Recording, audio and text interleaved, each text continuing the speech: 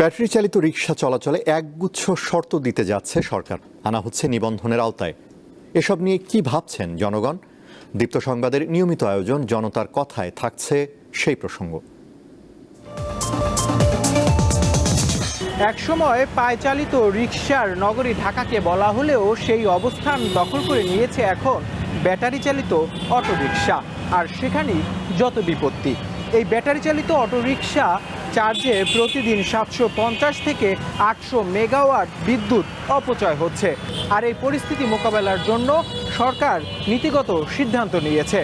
সেখানে বলা হয়েছে ব্যাটারি চালিত অটোরিকশা চার্জে সৌরবিদ্যুৎ ছাড়া যে কোনো মাধ্যম থেকে চার্জ দিলে সেই অটোরিকশা নিবন্ধন বাতিল করার পাশাপাশি জরিমানা গুনতে হবে। এ নিয়ে কী ভাবছেন সাধারণ মানুষ, জানবো জনতার কথার আজকের পর্বে। দেশের এখন আপনার বিদ্যুতের যে চাহিদা আমাদের দেশে তুলনামূলক আপনার চাহিদা অনুযায়ী সরকার তার যোগান দিতে পারছে না, হিমশিম খাচ্ছে। এর মধ্যে অটোরিকশাটা একটা মারাত্মক ব্যাধিতে পরিণত হয়েছে।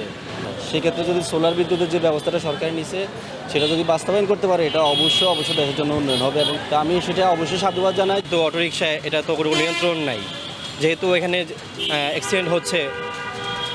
এই দৃষ্টিকোণ থেকে এগুলো নিয়ন্ত্রণ আনা দরকার, অবশ্যই দরকার। সরকার যেটা করতেছে আশা করি যে হচ্ছে আমাদের জন্য ভালোই হবে। বিদ্যুৎ থেকে যদি আপনার সৌরবিদ্যুৎ ট্রান্সফার হয় তাহলে বাংলাদেশে বর্তমান যে বিদ্যুৎ সংকট আছে এটাতে খুবই ভালো হয় এইভাবে। তো বাংলাদেশে অনেক রিক্সা আছে যে চার্জ হয়, এখানে বিদ্যুৎ অপচয় হচ্ছে। আমার একটাই আবেদন সরকারের কাছে যে এটার প্রতি ব্যবস্থা নেওয়া হোক।